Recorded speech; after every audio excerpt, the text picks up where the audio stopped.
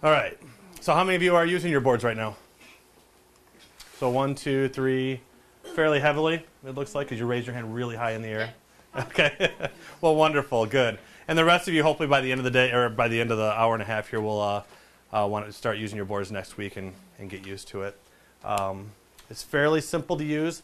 This is a dry erase board. So how many of you have been using it as a dry erase board? All right. Well, that's the perfect place to start. So you get used to using it as a dry erase board. You know it's durable. You know the dry erase markers are going to come right off of it. I also brought a permanent marker up here because you know sometimes substitutes come in and they don't know the difference between permanent markers and dry erase markers. You know, and they put this on the board, and then that can ruin the board. This will not ruin your board. So you don't have to fear somebody coming in or a student coming in and using the wrong marker on your board. That'll come right off. And I'll show you how to get that off later. Not my board. So, but no, it comes right off and looks great. So the nice thing about this is the ease of use. So I know that 3 of you are using it, so hopefully you can contest to the ease of use here. This hopefully should be like your dry erase marker. Sorry, and I walk around a lot. But you should be able to take the cap off the stylus, walk right up to the board, and start using it as a big mouse. So right now it's just a big mouse. So if you know how to use your mouse at your computer, pause, you know how to use this, because that's all it is at first. And when you want to change it to a pen, you click right there on that very top button, and that toggles it to be a pen. And that's really all you have to do. So it's durable. Kids can't hurt it. Substitute teachers can't hurt it. You can't hurt it. The pen itself should be very, very easy to use. It's a mouse or it's a stylus, a pen to write with. All right? So hopefully that takes any fears away that the other 12 of you who weren't using it had maybe when you were looking at the board. The kids love it too. So getting it in the kids' hands is the important thing. They want to come up to the board and draw and solve math problems and yes. Well, that's the goal. I mean, not write it right away, but your goal is eventually to get the kids up using the board to engage the students. That's what an interactive whiteboard's for. This stylus is very durable. So the stylus itself is tested, I believe, from 5 or 6 feet, dropping on cement floors. I won't do it because it's not my pen, but look at Renee. She's over there. Renee's like, ah. But no, this the tip comes out. So there are extra tips that you have. So if that did break, so if we did drop it on the cement floor and it did happen to snap, these can be replaced. All right, you have 2 extras in your kit. You slide those back in. It also has a AAA battery. What type of AAA battery do you have to use? Lithium. See, next time I come in, you'll all say, lithium! Yeah. So it has to be a AAA lithium battery. Could you throw in, and if you needed it quickly, a regular non-lithium AAA battery? Of course. But make sure you put the lithium in because it's going to last a lot longer. Very much like your cameras.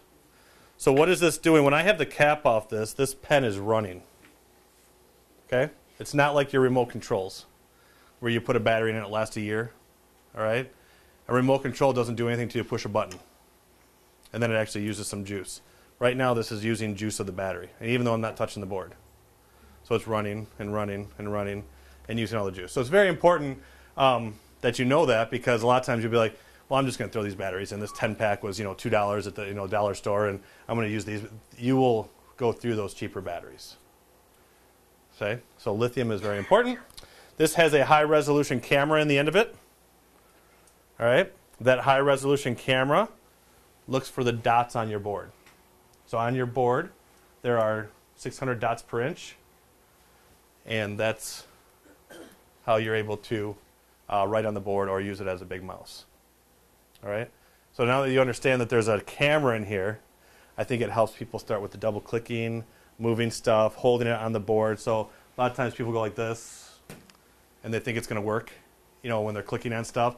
The camera has to see those dots, has to send back the Bluetooth transmission to the computer, then the computer has to register it. So it does take it, a millisecond for it to do that. So the faster you try to just click on things and hit it like that, it's not going to work as well as if you just kind of hold it there and do it nicely and do that. So does that help with any of you who've been using it? Because especially with the clicking, I see it a lot when I get teachers up to the board and they're double clicking on things. So they'll want to minimize and they'll do this. All right, and they're like, why didn't it minimize? Well, it has to see those dots that are right on the minimize button. And you hold it there for a second and it minimizes. And once you start doing that, you get really used to it. So, all right, that's the pen.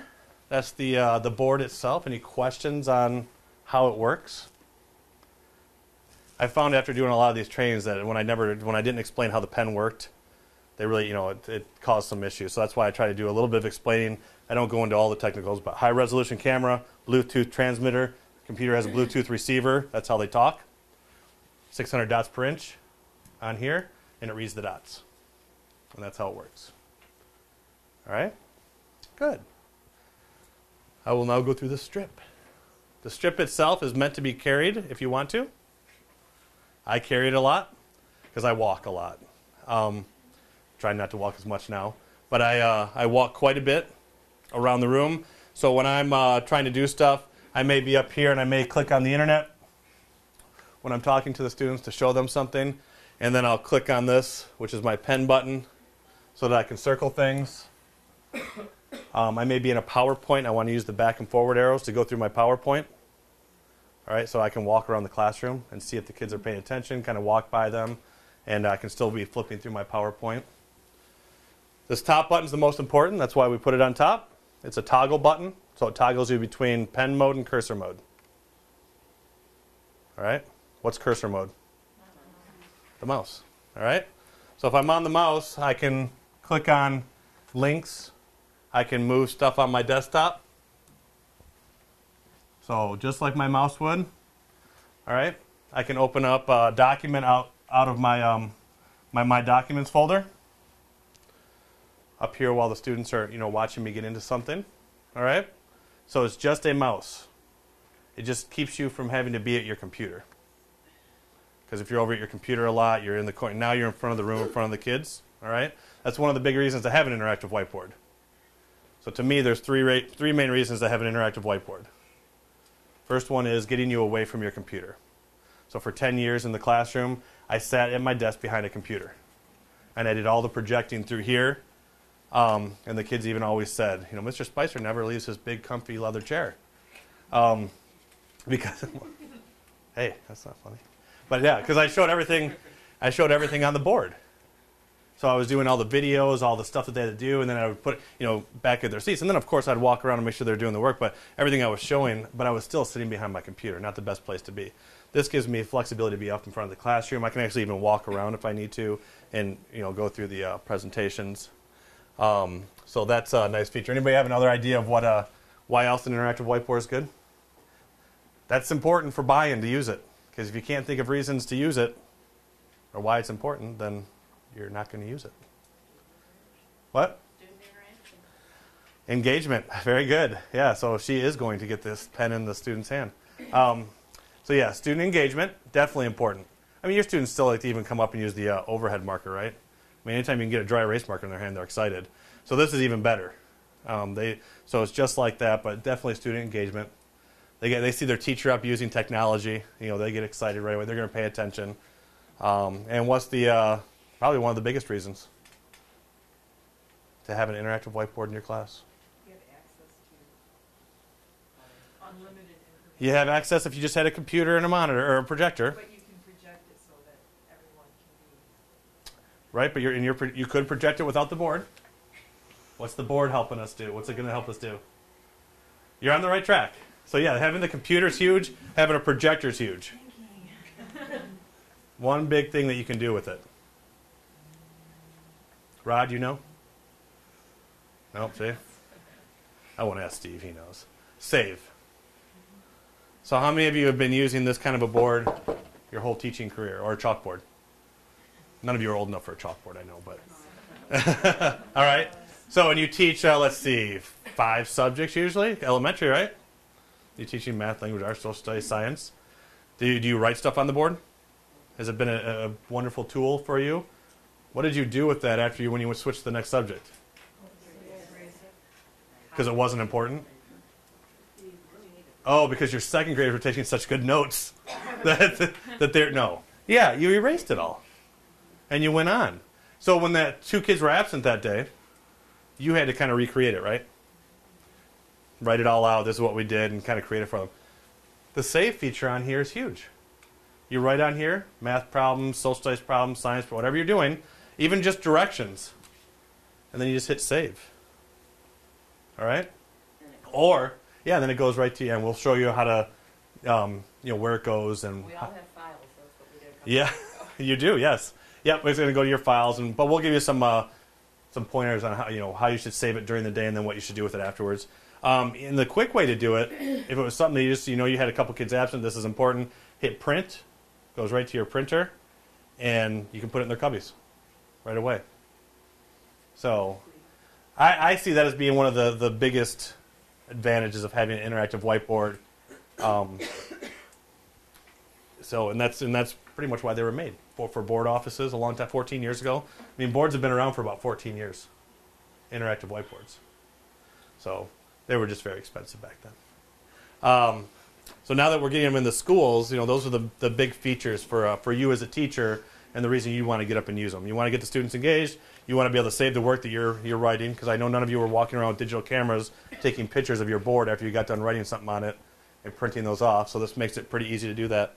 And then eventually we can actually get into some software, not this time, but next time we'll get into some software that actually you can create some engaging lessons. So you can take a DOL, you can take paragraphs, and you can make a close activity, a CLOZE activity, where you can take all the words out, and the kids can drag them back where they go. You can do lots of fun stuff like that. So, questions, comments about that? Anybody think of it? Yes. So you can walk around with that strip and it. Yes. Use it. Can anybody answer why it works? I taught you something today. Nope. Why, when I touch this, will it work? So if I want to go into keyboard mode. Is it wireless? The camera. The camera sees what? Dots. The dots on the magnet. So the dots are not only on the board, the dots, if you were to look close enough at this, they're also on the magnetic strip. So it's reading the dots. They're not just ordinary dots. You can't just go put dots on a piece of paper. So, but that's how they work. But yep. So the only thing you can't do when you're yes. Do the pens, are they geared specifically towards your board, or can you take it with you and use it on someone else's board? Good question. She said, can you use it on somebody else's board? You can go borrow one of your colleagues' styluses and actually pair it to your board. It has to talk to your computer, so you have to pair it to your computer. So you can't just like walk in their class and start writing on their board. It would take you about 45 seconds to do it, because you'd have to go to their computer, and you'd have to hit pair, and it would have to find your pen, and then you could use it. Yes? So both styluses can be used at the same time? Up to 4 at the same exact time. Can you show us how to do that at some point? I will, yeah. That's a good, yeah. Yeah, this is I'm very flexible when it comes to training. So if that's important, then I'll definitely show it. I have an extra pen in my bag that I can pair, or we can go grab somebody else's out of their room, and I can show you exactly how you do it from your room. And sometimes it's nice for team teaching. You want to do a little team teaching exercise, and you want to be in here, and both teachers want their pens paired. And don't quote me on this. I've seen it happen. But if you keep your pen paired here, and you're not next door to her, but you're a little further down the hallway, and your pen is paired to your computer, then you could actually walk back and forth, and it would just detect your pen all the time. So if you just kept it paired and didn't unpair it, so it would recognize your pen here when you walked into this room, and then you walked, 5 doors down to your room, it would recognize. You don't have to do it every time. So you don't have to pair it every single time. I just don't want you doing it next door, because there's nothing more fun than writing here and then it showing up on the other side. So I mean that is fun, but but it could. And I just don't want anybody to get in that situation. So.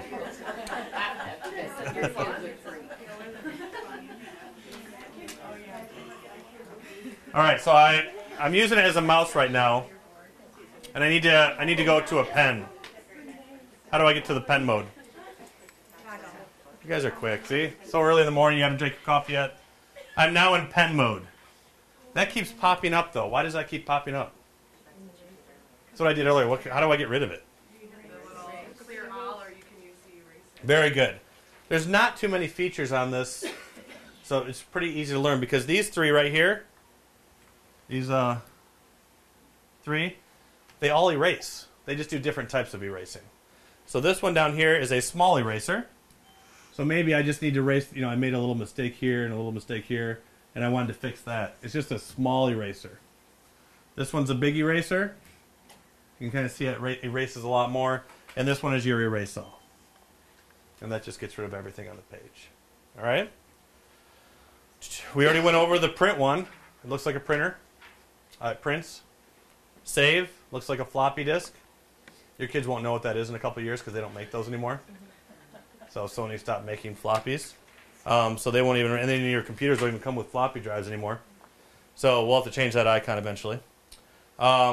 These just change colors. So when you click on them, I have a red pen, a blue pen, a green pen, or a black pen. So it's that quick. I love using it in math, even when I'm doing language arts. I like writing in different colors, so the kids can see. And to be able to do it that quick, I'm not picking up another dry erase marker, uncapping it, going, then picking up another one, or having all four in my hand that are open. And then these are the sizes. So do you want a thin pen? All right. Do you want the medium size, which is here, or do you want a thicker pen, which is right there? All right. The thin pen doesn't get used all that much. It's kind of hard to see in the back of the room. Notice that all of you sat way in the back instead of coming up front of one. But it is nice for plotting points on a graph. Third grade, you're going over plotting points, or fourth grade, you're going plotting points, maybe on some graph, connecting the lines, doing some angles, things like that. These are the nice ones that actually get it right on the point of the graph. The middle one is used the most. That's kind of the default. And then this is thicker. So that's what these do. Solid line, dotted line. Anybody here know why you'd use a dotted line? The handwriting. Very good. The handwriting, that is a good one to use it for. And I can show, we'll demonstrate that in a second to make a quick handwriting paper.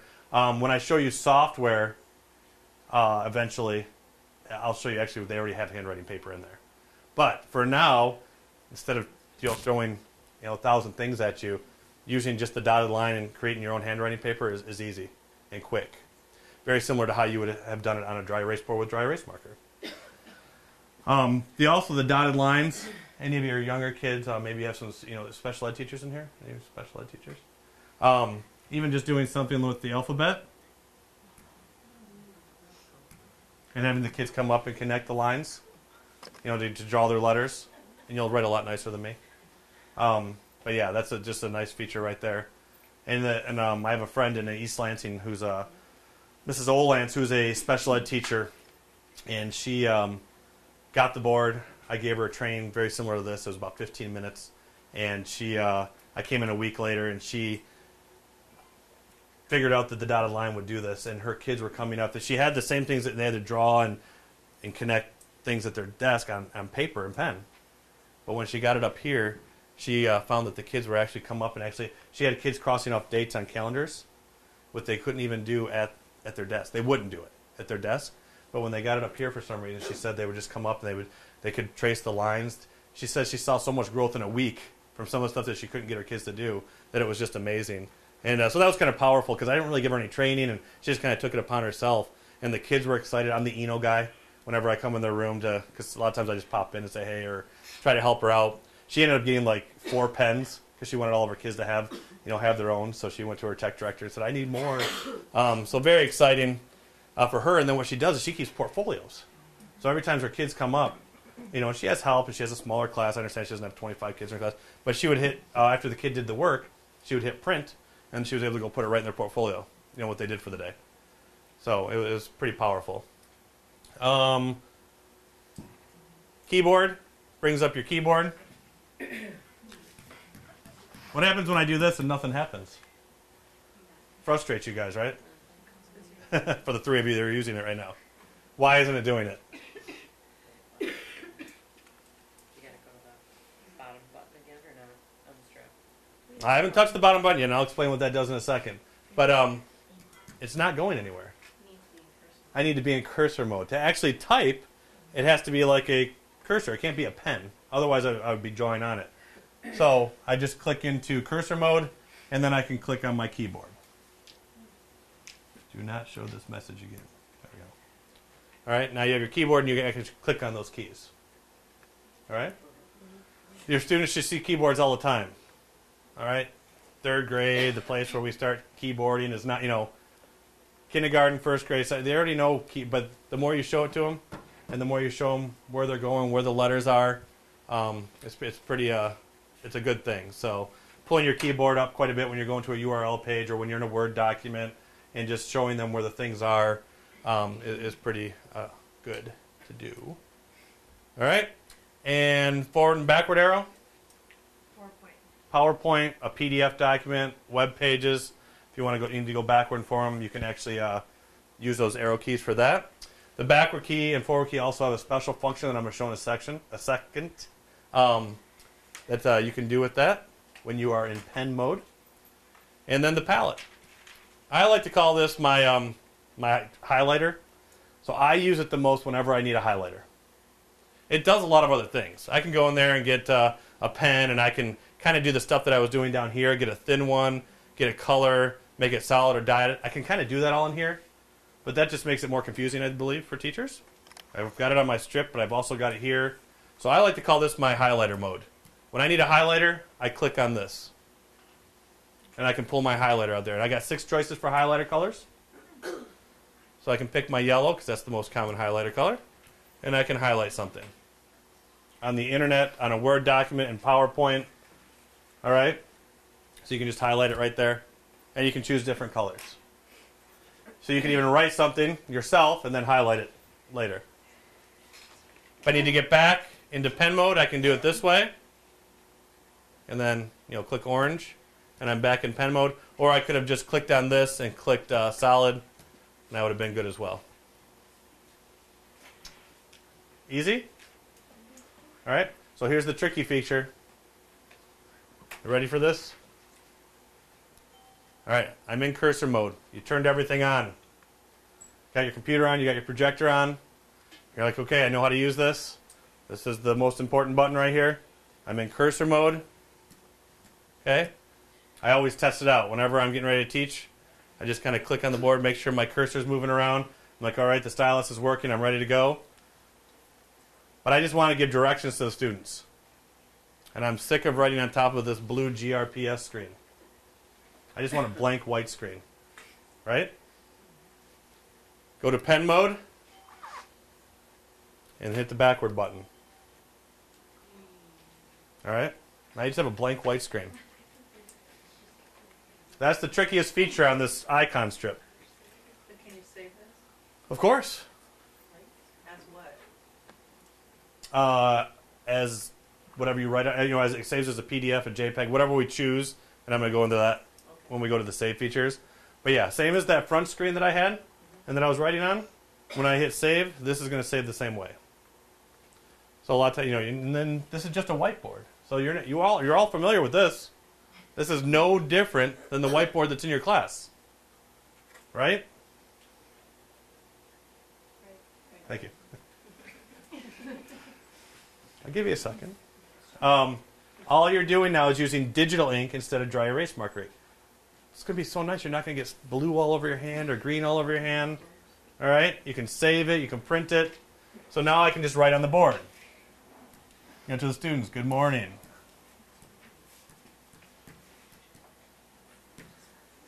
All right? I have my, parent-teacher conferences, I have my parents sign in on the board. That way they're using the technology too. So they come in, they sign in on the board. Just a nice, I know they're over with now, but so anytime I can get a parent to use it, I do. And all I do is I create a nice, oh wait, I need a new page now. this stinks. Now I have to erase, right? No, we have 5 pages. So I just hit the back button again, and I got an extra page. So what I do is I sometimes might just draw a couple lines down. Make it, and that's how you can do your line pages too.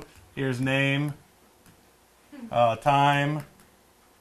That's how I wrote in class too. The kids really learned to recognize my sloppy letters. Just kidding. But you just do that. Have the teacher sign or the parent sign. We could have had you all do this. So right now you're writing on that paper, right? So what's going to have to happen after you hand the paper into your principal or Carol? Somebody's going to have to do what? Type it all out. That's double the work, right? You guys have lots of time though as teachers, so double the work is fine with you. No. We don't want double the work. So you have the teacher sign or parent sign. You hit boom, save. It saves right to a PDF or a JPEG. You're all set. So if you want a nice neat grid,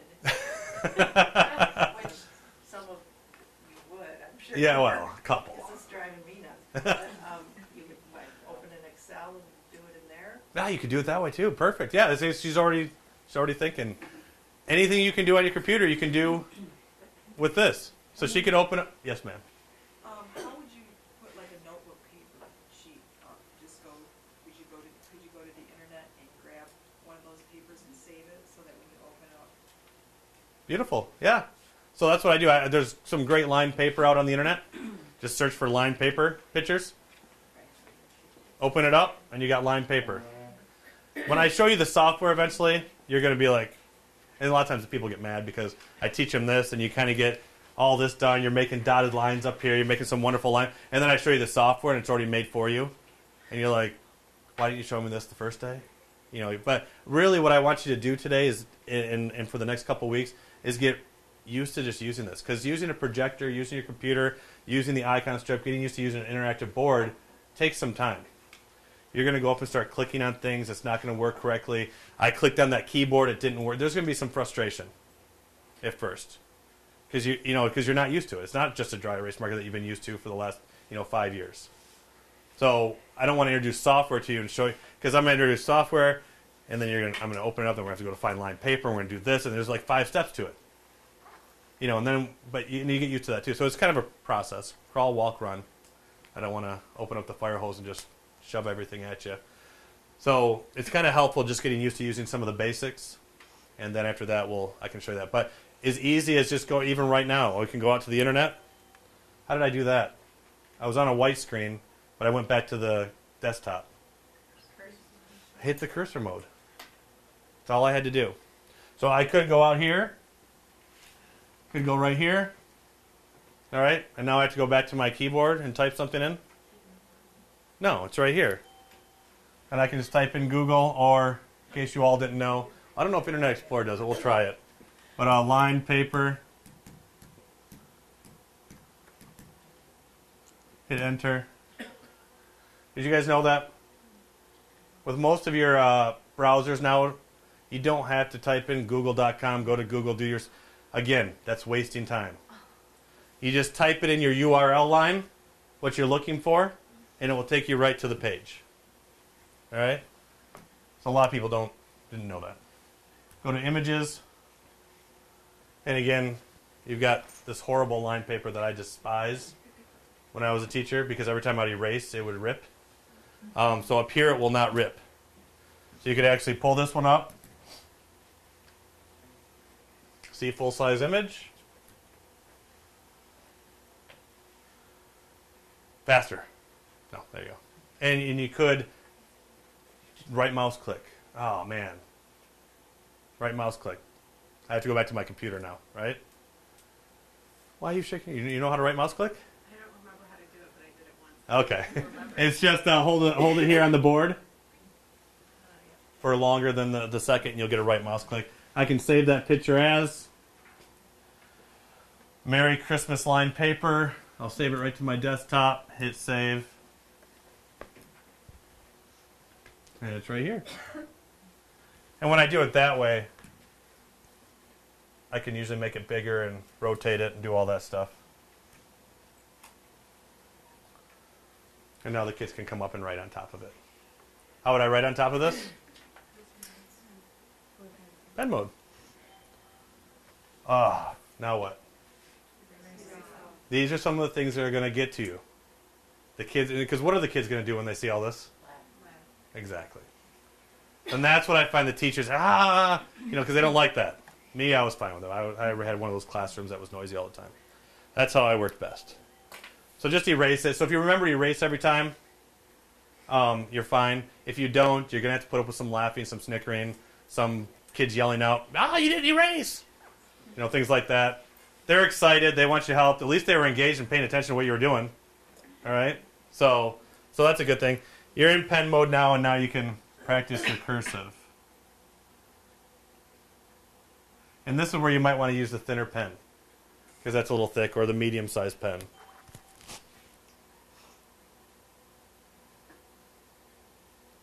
And I can save you all some time if we got rid of cursive out of the program as well. So, don't need to teach this anymore. But anyways, there's your paper. Who said that? There you go. That's all you do. So that wasn't too bad, because you all know how to use the internet. You search for a lined paper, you're all set. All right? And what else didn't I show on here?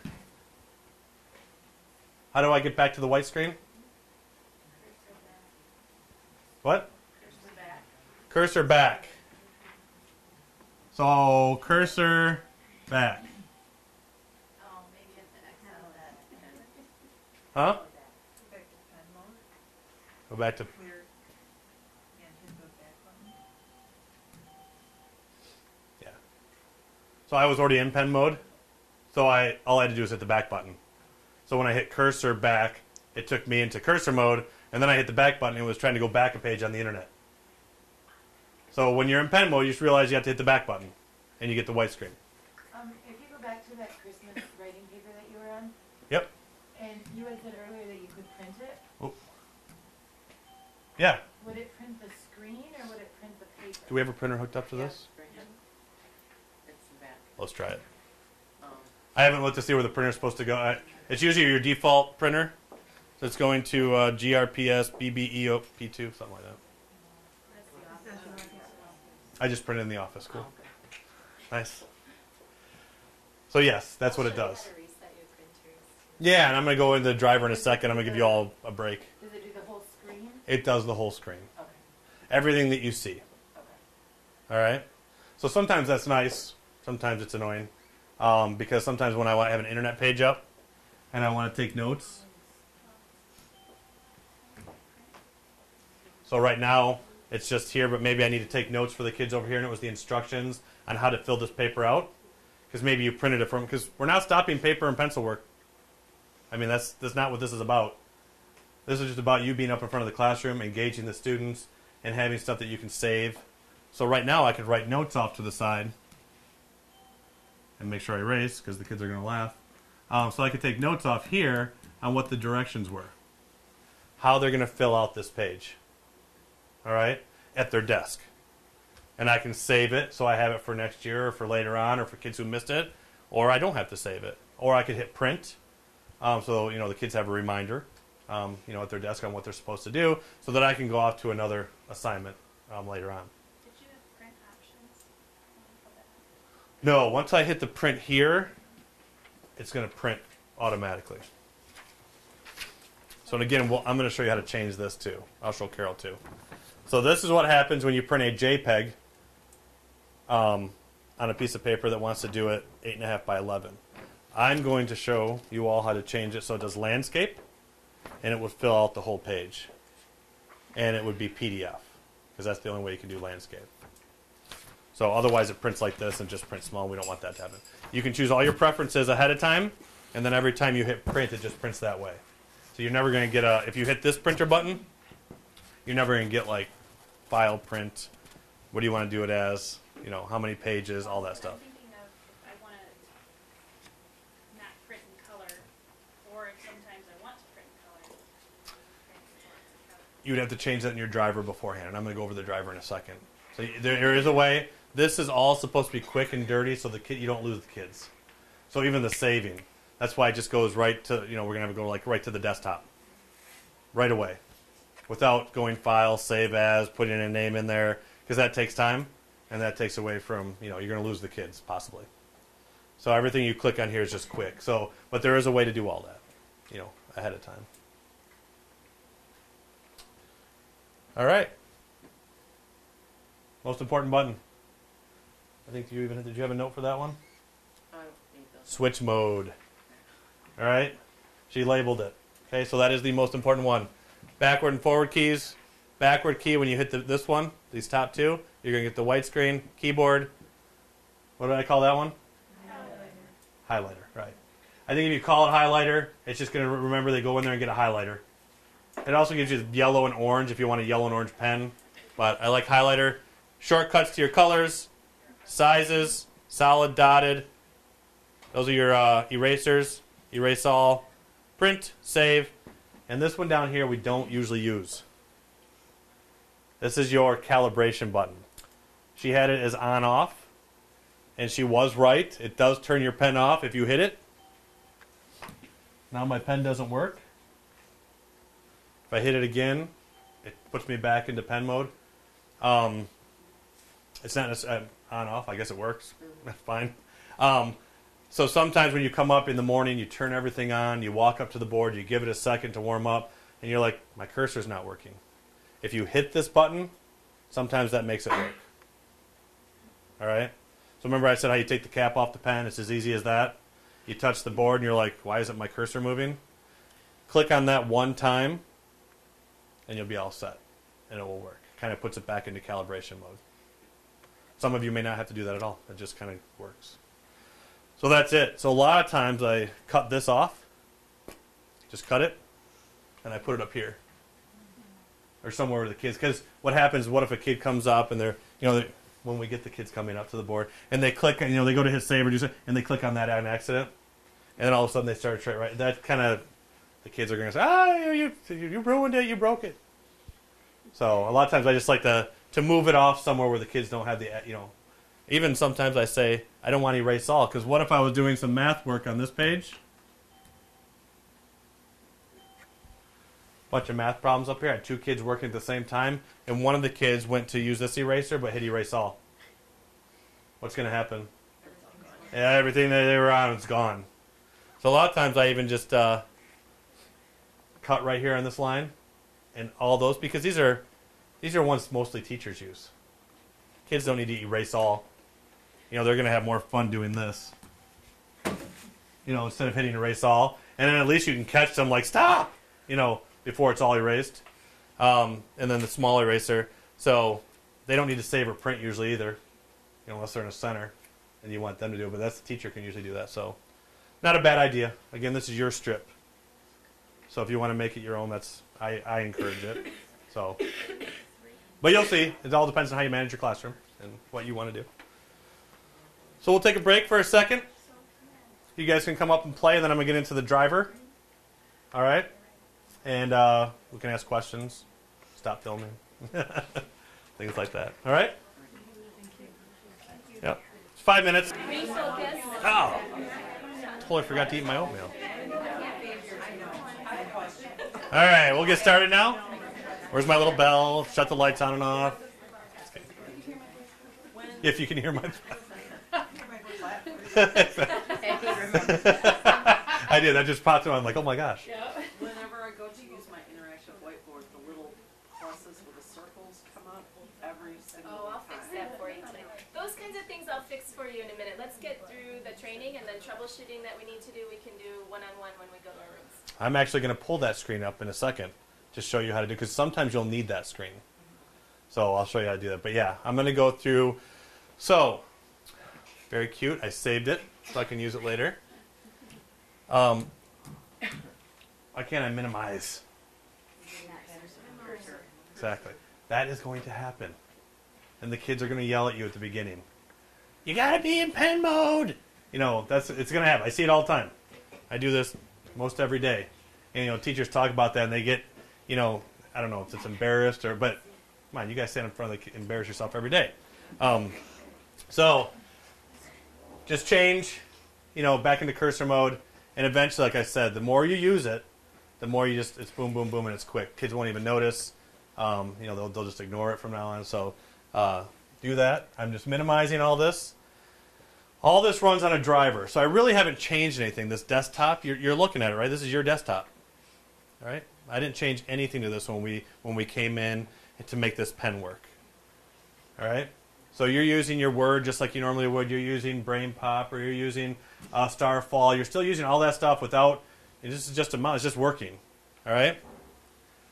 But what we did do is put this little driver in down here at the bottom. It's hard for you to see, but it's right here. And when I click on it, it's a whiteboard with a little green dot in front of it. And here you got some options. You got configure your driver, show on-screen icon strip. That's one of the nice things. So you have this here, and then this. So those of you who don't like to walk around like I do, I don't know why I do. I just do. I just walk around with this all the time. I'm going to make it into a tie one day, but. So now I don't. If I'm on this side of the board, I can be using this.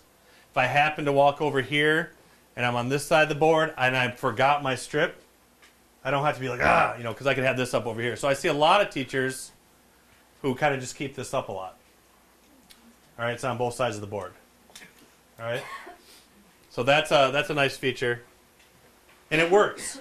So you can click on all the buttons. So it's not like it just looks. Everything works. All right. The driver again was down here in your tray. Oops. You just have to click on it like that. Go to Configure Polyvision Driver. Show on-screen icon strip, help topics, check for updates, and about the driver. The check for updates and about the driver, nothing you really need to worry about. All right? The help topics isn't a bad place to go. All right? The sheet that you have that has the icon strip on it right there and some of the cleaning instructions, all that good stuff that I have on it, those are all from the help topics. All I did was print out a couple pages from the help topics. I don't like to print paper. Everything's online. All these help things are online. But you guys all like paper. A lot of teachers like paper and to write on it and stuff. So, but it's all right here in a PDF form. So if you want the whole thing, because everything that I'm talking about today is all in there, you can open that up and print it yourself or just use it to look at. And then the most important one is to configure your driver. Is this bugging you guys yet? Yes. All right, good. I meant it to do that. But yeah, somebody tried to erase it too. All right. How can I erase that? You can put water. You can write over it with dry erase marker. How'd you know that? Because I used to teach in an art room every now and again. Oh. Yeah, so that's a little trick. Why does that work? Something about the oil that's in there. Alcohol. Yeah. Dry erase. And you guys have the good ones too. You can go over it with permanent again too, and wipe it. You could, because of the alcohol in there. Can you Gosh. just rubbing alcohol? Petroleum. You could just use water too. Okay. You just use spit if you wanted to, and it comes off too. But no, it just yeah, you can use almost That's anything. because your spit has alcohol. Steve. Works really good after St. Patrick's Day. Exactly. And then it comes right off. So yeah, and I let that stay up there to dry, just so you don't think I'm just putting it up there and then wiping it right off. If it was up there for a weekend after a substitute teacher wrote their name on the board with it, it's going to come right off and look brand new. So you don't have to worry about dry or permanent marker on there. And again, all this, when I first came in here, because you do get a little bit of the dust after a while if you're using your dry erase marker on it, just clean it off with Windex or, or just water. Nothing that leaves a film. So some people say these things. Right? Sanitizing wipes. They sometimes have it leave a film because they have stuff in them. But it wouldn't hurt it. You can still do it. If your kids are up here touching a lot and you want to sanitize. So don't use that Expo spray that we were using? Expo's not going to be a fan of me because I always tell teachers that thing's like $3 a bottle. For Expo, it's expensive and it stinks. It does. What's wrong with a spray bottle full of vinegar and water? So it's cheaper. It's environmentally friendly. Perfect. Or even just a spray bottle full of water. Okay. Yep. Yeah. Water's the best thing, but if you have a stubborn stain and you want to put a little alcohol on it to get it off, like a permanent marker, or if you got a lot of greasy fingerprints on it, you can use the Windex, you can use alcohol on it. Just rinse it off with water. because anything other than water that you put on the board will leave a film, and then when you write on it with dry erase, it'll cause the ghosting. Okay, that's what causes the ghosting. These boards won't ghost unless there's a film on the board. So if you use something other than water, just wipe it off with water. If you get the ghosting of the film because you're not, paying attention, it's a month later, just clean it, with water. So, and it will look brand new. All right. So now we're in the driver. And how many of you like that? Well, 3 of you that are using it. How many of you like that sound that goes ding, ding, ding every time you click on it? No. I kind of do and kind of don't. Yeah. That way at least I know, know, when, but- when it's switching over, like when I'm switching between modes. So If it doesn't ding, then I know I didn't do something right. Yeah. So, that's perfect. So what I find is a lot of teachers use it to start with. So when they first start using the board, they'll be like, all right, that ding. And then after about a couple weeks or even a day or two, it's like ding, ding, ding. They're like, it's annoying. I know that I'm doing it right. Just turn it off. Go to sounds and hit disable. And that will turn out the sound. So now when you click on different things, it doesn't go ding, ding, ding. All right? So I despise the sound. So I've also learned to ignore it. I have that kind of, I can do that. I can tune people out. I think I learned that from being a teacher. I don't know. I think it's being The other ones in here, any left-handers in here? Sweet one. I'll show it just for you. You and I, because I'm left-handed too. Down here it says left-handed cursor. Did that make you happy when you saw that? Yes. It just makes us smile when we're left-handed, because there's never anything for left-handed people.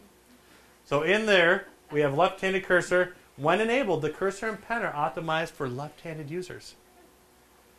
Confused me for a second. I'm like, it's optimized already for me because I'm holding it in my left hand and I can just write with it, right?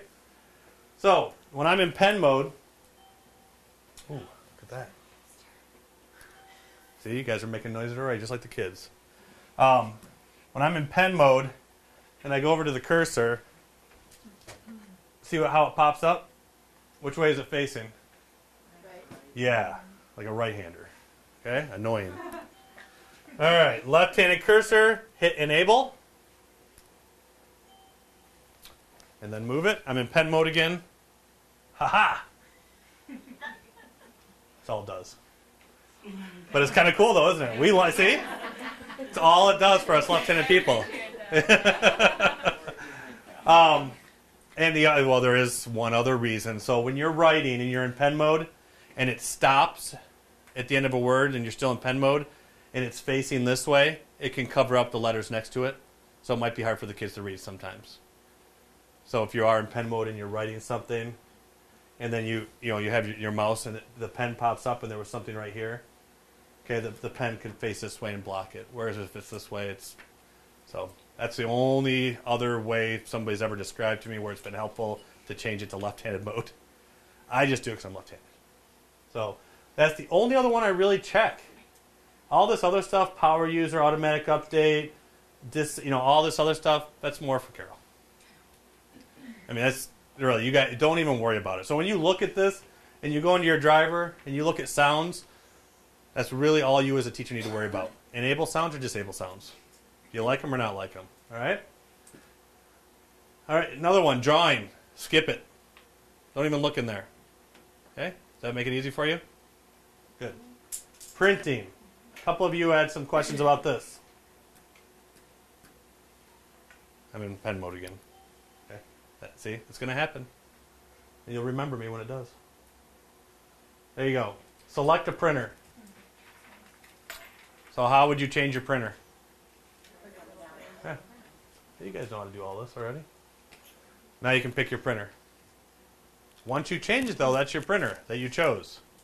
And to change it again, you'd have to do driver, printer, and change it. All right? Which one's your room? 11. The one with 11 on it. Down here? Yes. Right. So I just changed it to 11 up there. And save. That's all there really is to do. Now you had said, I know one of you had said, print properties, can I do this, can I do that?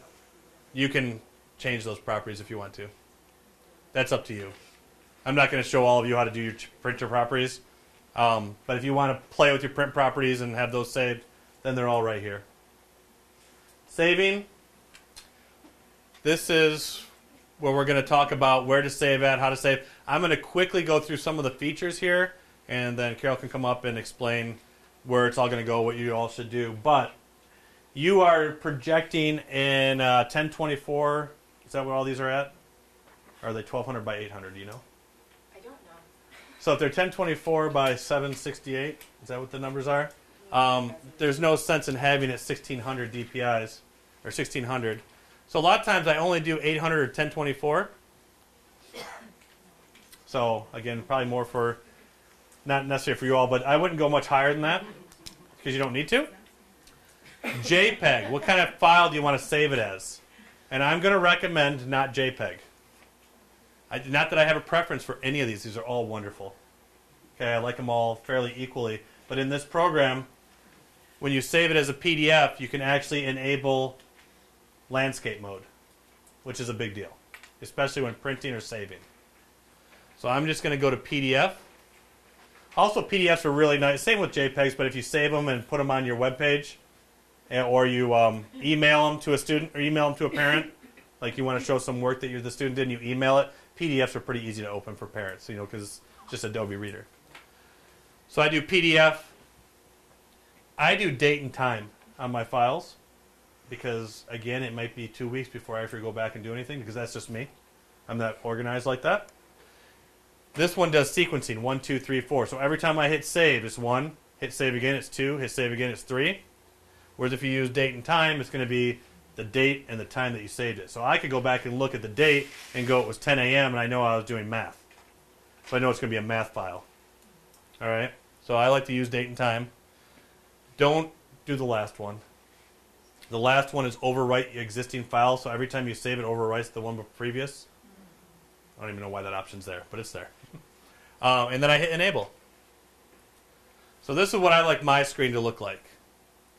And as far as where we're going to save it as, at right here, that's what Carol's going to go over. But you can choose where you want your files to be saved to. And then, there would be a folder and all that. So this is what I like it to look like. So 1024, PDF, enable it. And I like to name it with a time and date. And that's it. Does that make sense? And once it's set, you really never have to do it again. And kind of once it's set and you're used to it, you don't ever have to get in here again. Unless there's something you want. I'm sick of it going to my desktop. I want it to go somewhere else or, that's all you have to do.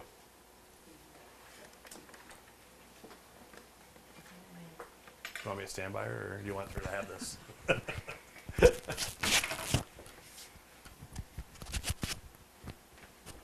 Product placement.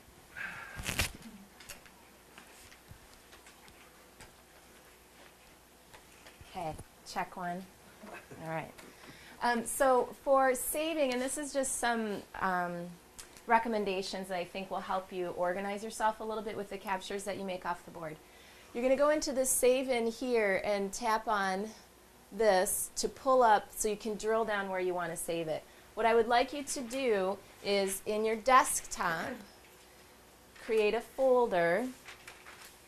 And so we're in the desktop. Am I in the right place? Yeah. And I'm going to make a new folder. And I'm going to call that folder Whiteboard. Or whatever you want to call it. I'm just calling it Whiteboard because that's what's going to be in it. And we did that for them, right? Yes, you should be set. It's all done. Well, except that, no, what I found out was that I tried to do that for everybody, but then I realized I was signed in as myself, so I created a Whiteboard folder for myself anytime I'm signed on your computer. So you need to do it for yourself under your own login. They were on their computers the night we Okay. did it, so. And just well, look for it. If you don't have a Whiteboard folder on your desktop, this is how you get one. Okay? So I think oh, no. Yeah. I'll set there. Okay, so now I have this Whiteboard folder. Click OK.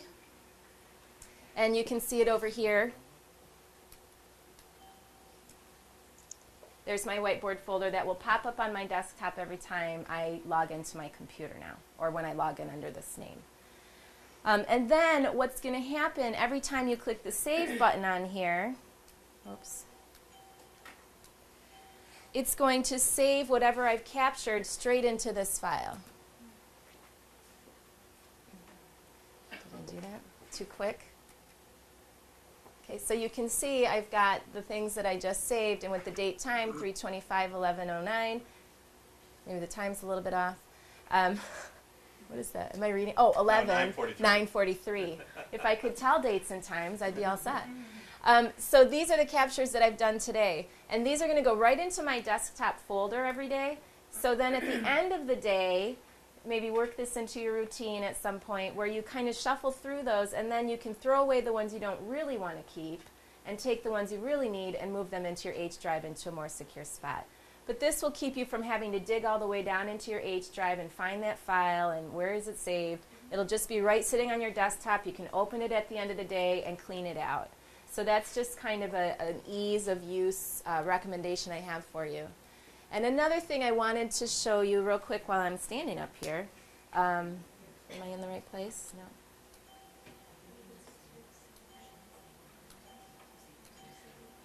See, if you're like me, you get impatient. There we go. I would recommend also when you're using these, am I in the right thing? Okay. I would number these pages, because what happens is when I go to a new one, okay, if I get kind of caught up in my arrows, it's like, wait a minute, where am I? What did I do there? If I've got a little number up in the corner here, you know, I know number 1 is always right next to the main page. So if I'm going through 5 or 6 blank whiteboards, you know, you can sometimes get caught up, like I said, in where are you in the board. So I would recommend just put a little number in the corner so you can navigate back and forth without getting lost all the time in your whiteboards. But that's just a little tip for, so there we go. So switch this over, make that new folder as a whiteboard folder on your desktop. And I think that's all we need to do for saving. Yeah? And then are we moving on to projection? Yes. Do you want to take over? Sure. I'm going to show them how to rename their whiteboard things too. Oh, okay. All right. Unless you want to keep going. Oh, no.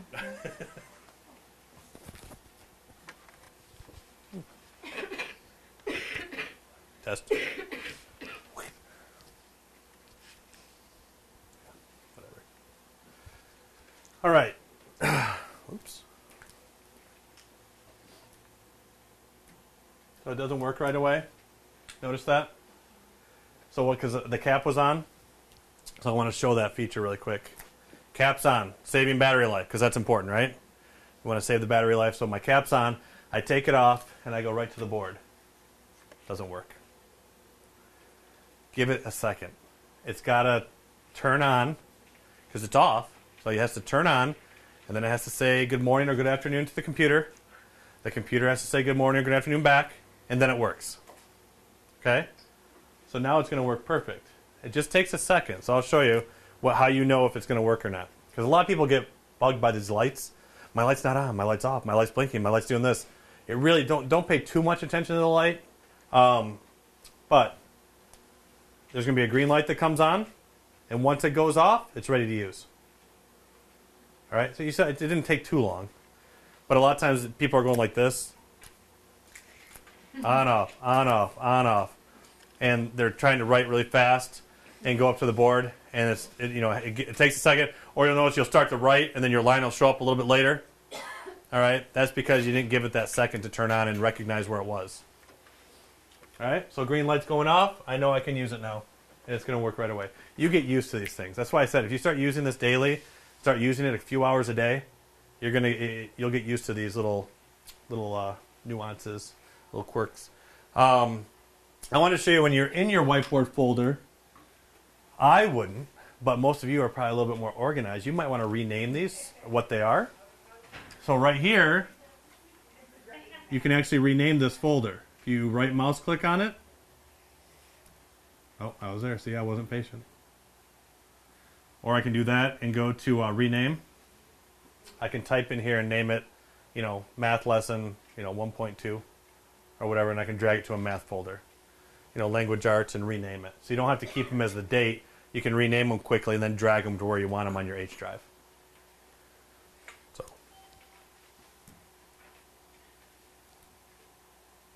All I'm doing is right mouse clicking,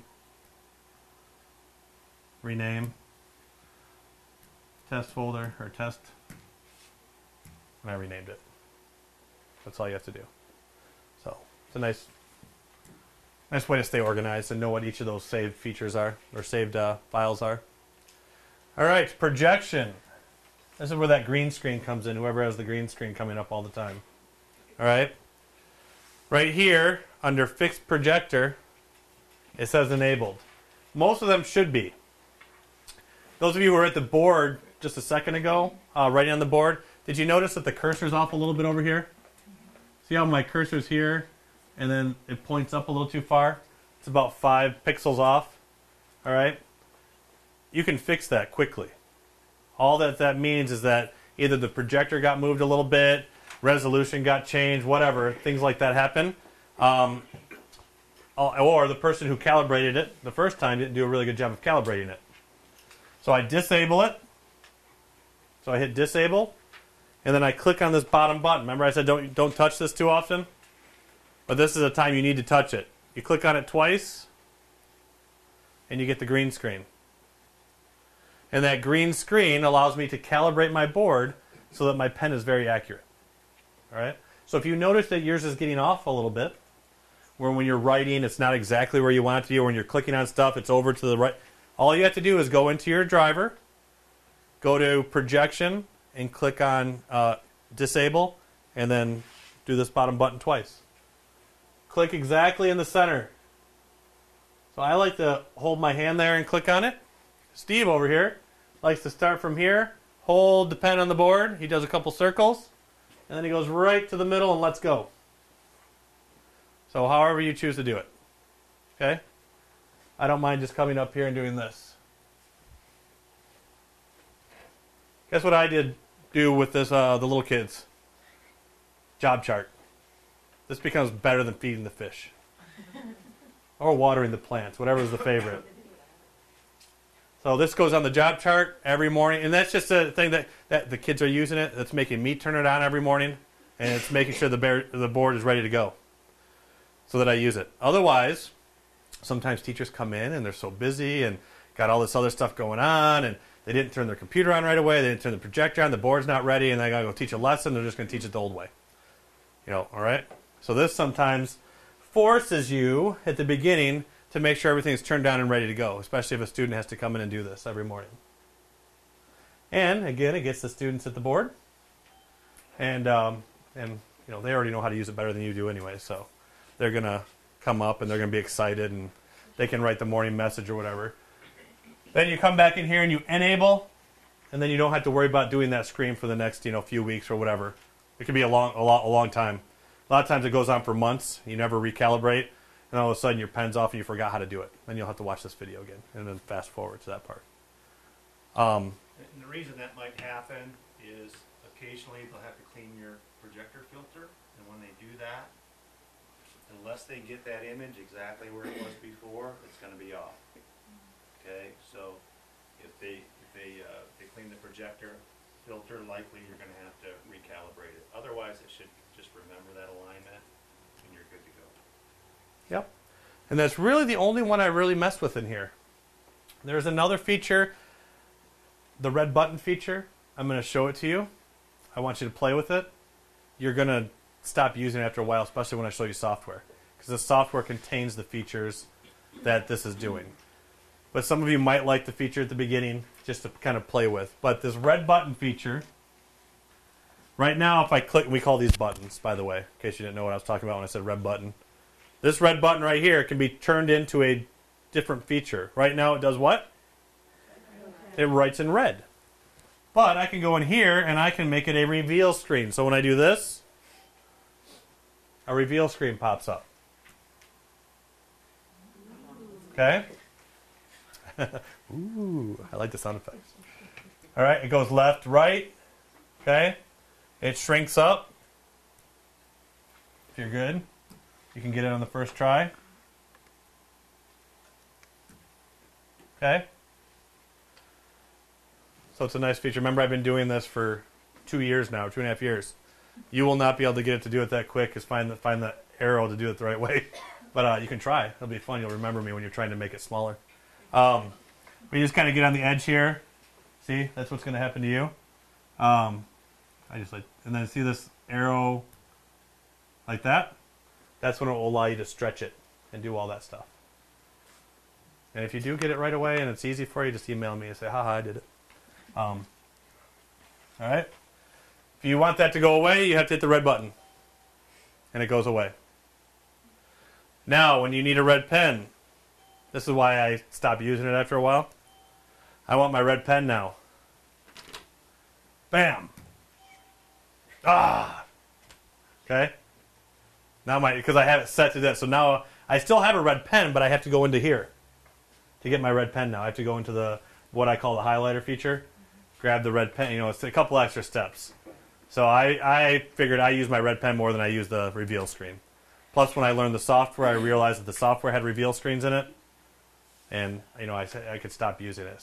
But it's definitely something fun to play with right away. Just kind of get used to your driver, going into your driver, getting out of your driver. Again, this is all practice. If you don't use it, you're not going to remember it. So that's why, I show this to you. Play with it every once in a while. You're going to get stuck and hit red pen because you want a red pen. The reveal screen is going to come up. You're like, I don't like it. I have to go into my driver. I have to turn it off now. And that's just more practice for you, which is great because that's what you have to do. 5 minutes here. 5 minutes? I can do that. All right?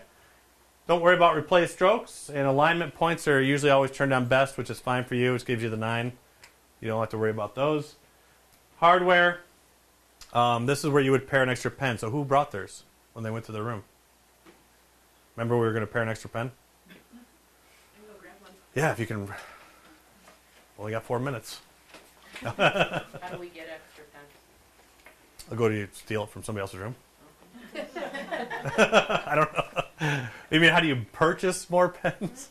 Or you have to have the money, and then you call Steve. Or Rod. Yeah, you can call him. Yeah, it's a. Like $150. That's what I usually ask you. Yeah. Stolen, there's nothing I can do about. But I got to tell you, all the schools we have them in, Steve, if you had a call for a replacement because of one stolen? Nope. I mean, we really can't. I mean, we really tried hard to figure out, like, did they, just not call us, or they just say, oh, we don't, the teacher didn't report it, and they're just not using their board anymore. But teachers are really protective over these. Okay, because I used to run across the hall and steal them from my colleagues, because I would always run out, or they'd go dry, and they'd be on my case. I need that back. Go get your own. So these get protected pretty well too, especially when they cost $150. So I wouldn't worry about that. The other thing before I pair, when you're writing, okay, I want this on video. When they're writing, if you're holding the pen and you press this button, guess what happens? It turns it off. Teachers don't even realize they're doing it. So I usually, when a teacher says my pen keeps turning off or my lines keep skipping or they tell me these things that are happening, I'll come in and watch them use the pen. So I'll sit during a class or in the back of the room and I'll watch them use the pen. I'll see them holding it like this, like a normal pencil, which is what I encourage them to do. Or a student. But look where my finger is. So as I go to press on the board, my finger is now kind of pressing up against that button and shutting the pen off. And then the pen doesn't work right. Or it shuts off and turns on, shuts off and turns on. So you notice it's not, it's kind of like stuttering. So be careful of that little dot right there. All right? This is fun now. I'm getting the hang of this. Had that follow me around today. So when you do shut it off, though, watch what happens. It goes away. Not that you're going to have this up all the time, but notice where it said Eno Stylus Pen. So all I did was press that button. I don't have the cap on or anything. I just pressed the button. It went away, so now the pen's not going to work. I turn it on, wait for that green light to go off. It pops back up here, and I know that it's ready to go. Who has the stylus? So what you have to do with the stylus, put the cap back on the one that actually works, and then you can't use the board right now.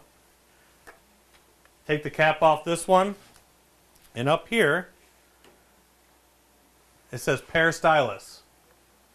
So I'm going to click on it, It's going to be bossy to me and say place the cap on the Eno stylus, wait several seconds, and then remove it. I'll hit OK. And then I'll wait about 45 seconds. The reason I have to cap the other pen is so that it doesn't look for that one as well. So right now it's only looking for a Bluetooth transmission, and from this stylus, like I said, it takes about 45 seconds. But that's all you have to do. And then at the end it will say something about found a new Eno pen or something. And yep, the Eno stylus was paired successfully. To start using the board, touch the board with the pen. And now I have both, so what do you think is going to happen when I uncap this pen? It'll say Eno Stylus 2. 3, 4, 5, 6. It goes up to 6. Only 4 work simultaneously. So when I say simultaneously, see what happens when I walk around with this thing? That's why you don't want to do that. I lose it. I mean simultaneously. Okay?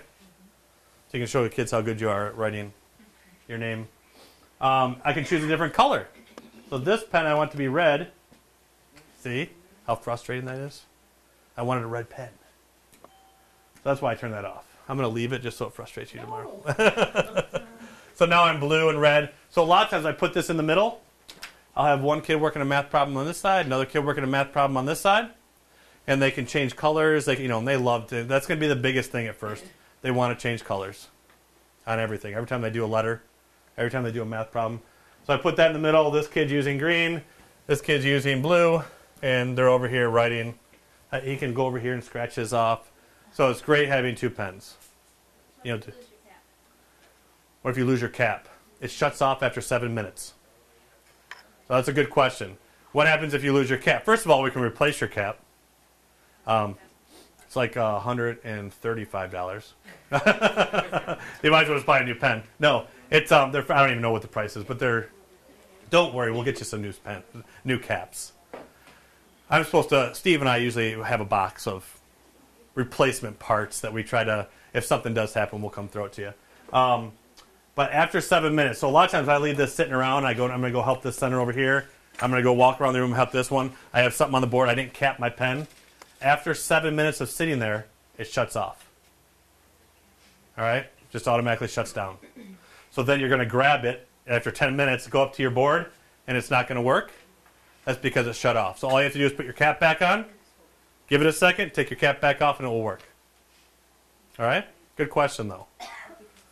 So that is how you pair. That's all we had to do there. And I believe that was the last thing. And you can leave them paired? Yeah, so where's your room at? Mine? And I hope... You're gonna send me messages, Yeah, which Renee? one is which room? I don't know. Darn it.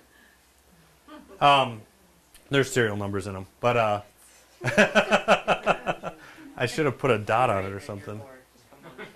Teeth marks. I don't know. We'll have to go on your board and see if it works. If it works, it's yours. Because we didn't pair hers to it. But yeah, this is what I was saying. Now that it's paired here, you could kind of run down here, walk in her classroom, and scribble on her board, and then leave really quick. And it would work. And so see if that works, where it's paired to yours and paired to hers, and it works. Because that's really nice. So you don't have to pair it all the time. So if you know you work with a certain teacher, if you have a parapro that comes in a lot, or whatever, trying to think of a health teacher who goes from room to room, and they have their own stylus, then they can kind of use their own. So it's kind of nice. So then how many, because we do have Ann that goes from room to room, how many computers can Ann stylus pair up to? I don't want to answer that question. I've done it on a lot. But we probably don't recommend it. So could it be paired to every single one? Yep. Okay. Just out of curiosity, why don't you recommend it? Because what if it doesn't work? We're supposed to say unpair when you leave the room and you're not using that pen. Unpair it, and then go to another room. But my pen's paired all over 4 different states. And when I walk in, sometimes my pen works back on that teacher's computers, because that's where I was, a month and a half ago in that classroom. I'm just, so So she could pair it. It could work. I don't have one, so I might as well. That's right. You might as well just use theirs. But I'm just saying, if there was a thing where you wanted to do something like that. But yeah. And then status, you don't have to worry about. But that's the last one in driver.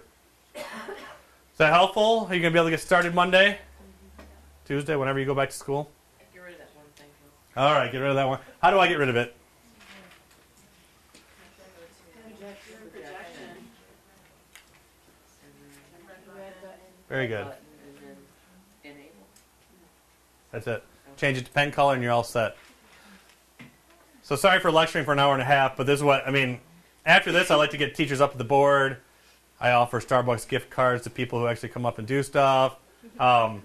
So the next trainings that we do, I try to get you more involved so we're not lecturing, and I try to get you up at the board and, you know, remembering how to do some of these things. But we're out of time now, so I didn't do it this time. But next time I will. Questions, comments, concerns? Does everybody feel like they can go get started doing something fun? Yes. Okay. We do have another training we need to kind of get out to. So I know there were a couple of you had some You have to- specific